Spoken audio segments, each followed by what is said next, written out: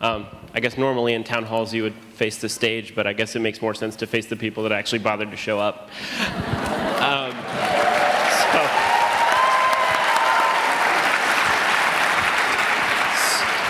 So my name is Waleed, and I have a testimonial that relates to healthcare.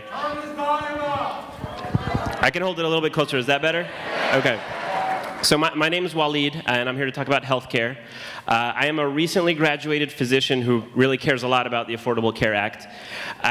This may not be a personal issue for me, but it's very, very personal for the patients that I take care of, certainly. I've taken care of people with great insurance, and I've taken care of people with no insurance at all. And there's really no easy way for me to convey what a challenge it can be getting a patient the care that they need if they don't have the coverage that they need. Coverage dictates pretty much everything that we do.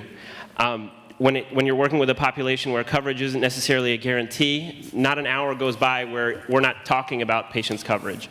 Before I order an expensive medication, I have to think about what insurance they have. Before I order an expensive imaging study, I have to think about what coverage they have. Before I make a referral for something as simple as mental health, I have to think about what insurance coverage they have.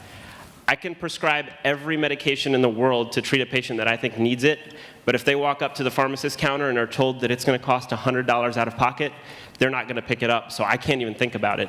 And honestly, I can't blame someone that doesn't pick it up in that situation. And that's really to say nothing of the people that I don't even see in clinic because they don't have the coverage to come in. I see those people in a completely different setting in the hospital when they come in with something catastrophic that could have been prevented years later had they come into clinic with coverage that they would have had when it really mattered. So with that in mind,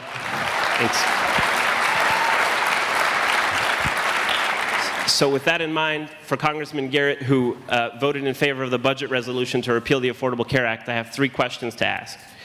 The Congressional Budget Office estimated that in the first year of a repeal, 18 million people would lose coverage. So I have to ask, does he think that that's responsible to voters to go forward with a repeal? And the Committee for Federal Responsibility for a Federal Responsible Budget estimated that it's going to cost $350 billion over the next 10 years to repeal the Affordable Care Act. With that in mind, does he think it's responsible to the taxpayers to move forward with a repeal? And lastly, for the people that have pre-existing conditions who can finally, under the ACA, get coverage no questions asked, a lot of these alternative plans have suggested maybe switching to high-risk pools, which we've had in the past. And history has showed us that they're ineffective, they're costly, and they don't even cover the conditions that you need them to cover. So I have to ask him, is it responsible to people that have real disease to move forward with a repeal? And those are my 3 questions. Thank you.